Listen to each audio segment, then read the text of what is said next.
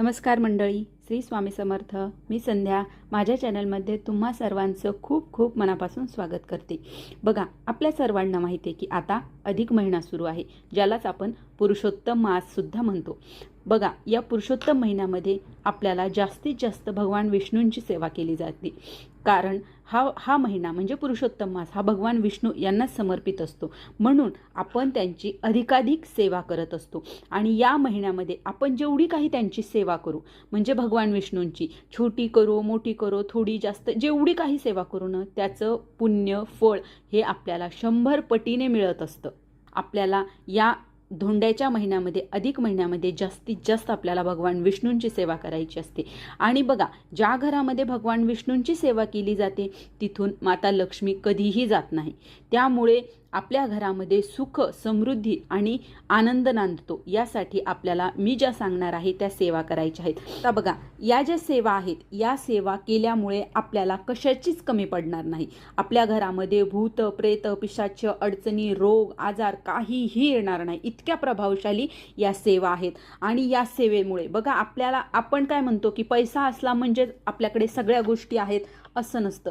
पण कधी कधी पैसा असून सुद्धा आपण जी मनशांती असते, आपल्या मनाला मिळणारी जी शांती असते, जी शांतपणे लागणारी जी झोप असते ना, ती पैशानं सुद्धा तुम्हाला विकत घेता येत नसते. म्हणून या ज्या सेवा करतो तेव्हा आपल्याला मनशांती सुद्धा लाभणार आहे. चला तर मग आता जाणून घेऊया या प्रभावशाली सेवा.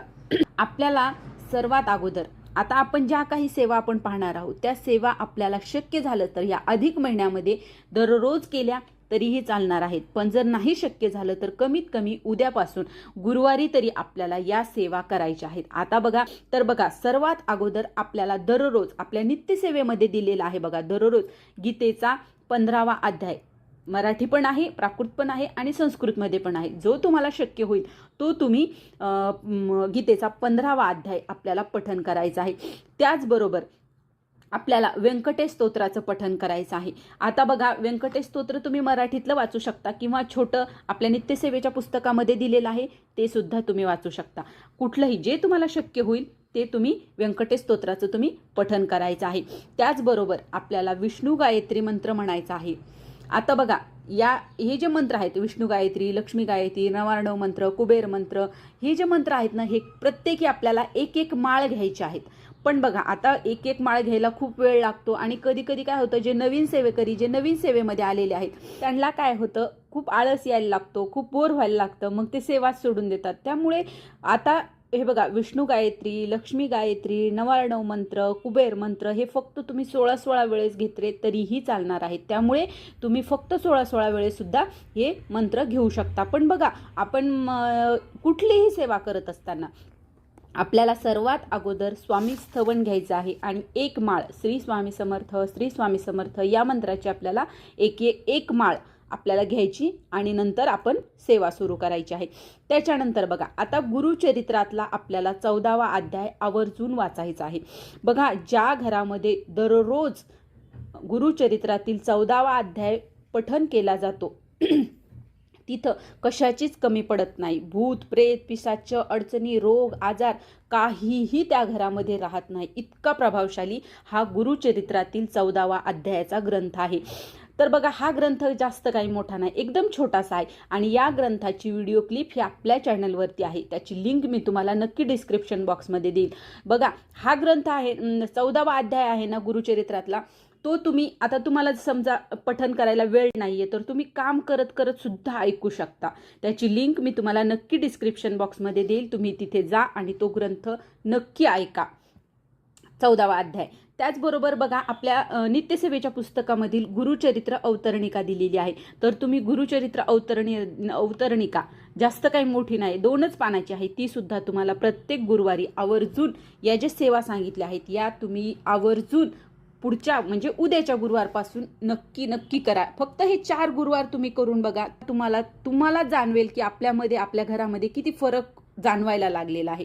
तर त्याच्यानंतर पुढची सेवा म्हणजे बघा, महालक्ष्मी अष्टकम, जे बघा आपल्या वैभव लक्ष्मीच्या पोथीमध्ये आहे. त्याच्यानंतर आपली मार्गशीर्ष गुरुवारची पोथी आहे, त्याच्या पण शेवटच्या पानावर दिलेलं असतं महालक्ष्मी अष्टकम. जास्त मोठं नाही, फक्त 16 ओव्यांचं आहे ते. तर ते तुम्ही 16 वेळेस वाचायचं आहे. बघा, एरवी आपण एक वेळेस वाचतो, पण आता गुरुवारी सायंकाळी वाचायचं. दिवा वगैरे झाला, दिवा लावून झाल्याच्या नंतर 16 वेळेस आपल्याला संध्याकाळच्या वेळेला वाचायचं आहे. आता या ज्या सेवा आहेत या तुम्ही कुठले कधीही वाचू शकता, असं काही नाही. तुम्हाला जेव्हा वेळ भेटेल तेव्हा तुम्ही या सेवा करा. फक्त दुपारी 12 ते 12:30च्या दरम्यान करू नका. आणि त्याचबरोबर आपल्याला स्वामी चरित्र ग्रंथातील 3 अध्याय आपल्याला दररोज घ्यायचे असतात. पहिल्या दिवशी समजा आपण आता उद्या गुरुवारपासून तुम्ही सेवा करत आहात, तर गुरुवारी 1, 2, 3 घ्या. नंतर शुक्रवारी 4, 5, 6 अशा प्रकारे आपल्याला 7 दिवसात आपलं स्वामी चरित्र सारामृताचं ग्रंथसुद्धा आपला 7 दिवसामध्ये एक पाठ होऊन जातो. तर ही सुद्धा अति उच्च कोटीची जी सेवा आहे. बघा, आता या ज्या सेवा आहेत या सेवा करायला घेतल्या ना, तुम्हाला अर्धा तास सुद्धा लागणार नाही. आपण एवढ्या वेळातून अर्धा तास तरी एक गुरुवार तरी आपण काढूच शकतो. तर हे उरलेले 3 गुरुवार किंवा त्याच्यानंतर कायमस्वरूपी सुद्धा तुम्ही या सेवा करू शकता. आता या ज्या सेवा करायच्या आहेत तर या सेवा करत असताना आपल्याला नियम बघा. आता आपल्याला फक्त एकच नियम पाळायचा आहे, तो म्हणजे मांसाहार करून आपल्याला या सेवा करायच्या नाहीत, किंवा मांसाहार आपल्या घरामध्ये कमीत कमी गुरुवारी तरी करूच नका. जर तुमच्या इथे होतच असेल तर कमीत कमी गुरुवारी करू नका. आणि जरी होत असेल तर जो कोणी सेवा करणार आहे त्यानेही मांसाहार करायचा नाही. बाकी कुठलेही नियम नाहीत, फक्त एकच नियम आपल्याला पाळायचा आहे.